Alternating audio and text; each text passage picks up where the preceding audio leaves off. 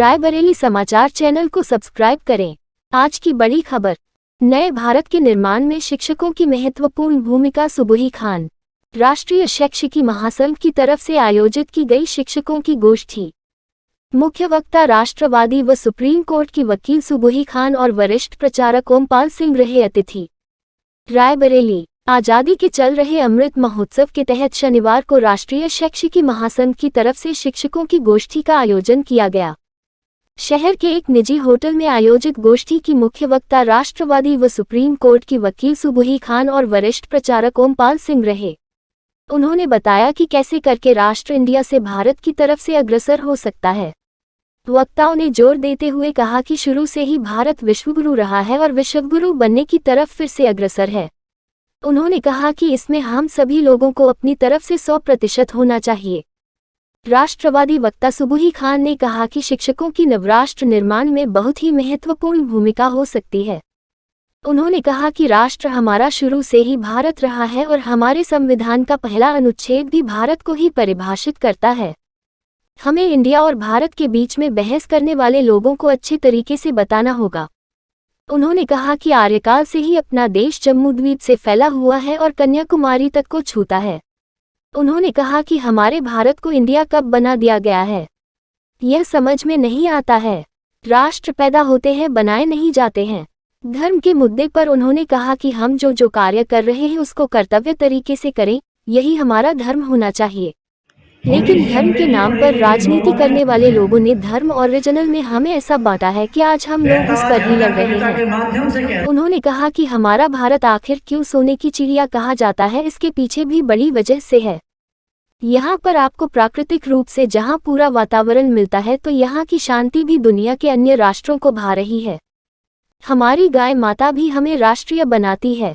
इसके अलावा उन्होंने जाति, संप्रदाय और क्षेत्रवाद के नाम पर राजनीति करने वाले लोगों के बहकावे में न आने की अपील की। उन्होंने कहा कि हमारे नौजवानों को इस समय जाति, धर्म और संप्रदाय के नाम बन रहे हैं। हमें बंटने की प्रवृत्ति शुरू से। जब हम स्वॉट एनालिसिस करेंगे तभी हमें पूरी पिक्चर, पूरी तस्वीर दिखाई देगी, वरना हम कहीं ना कहीं कंफ्यूज रहेंगे। कोई भी लोग हमें आके कुछ भी दिखा के चले जाएंगे और हमें अपने शायद सारे सवालों को जवाब ना मिल पाए।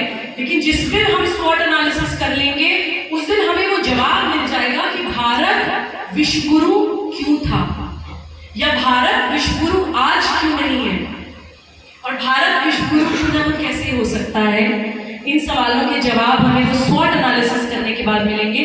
तो आइए क्विकली वो स्वॉट एनालिसिस करते हैं। ही रही है। उन्होंने कहा कि इस समय रास्ता दिखाने के लिए जो लोग आते हैं तो उनके बारे में धर्म, पंथ और संस्कृति का अंतर नहीं समझते हैं।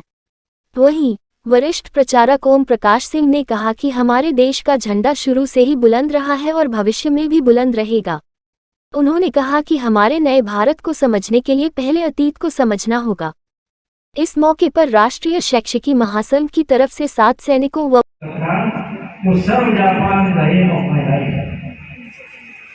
अगर आज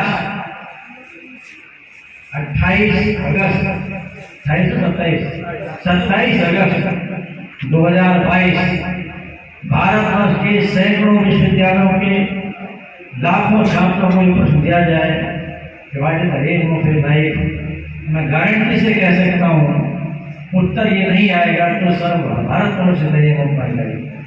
अगर एक आधे के मन में, 1-8% के मन में देशभक्ति के विचार हुए भी, उत्तर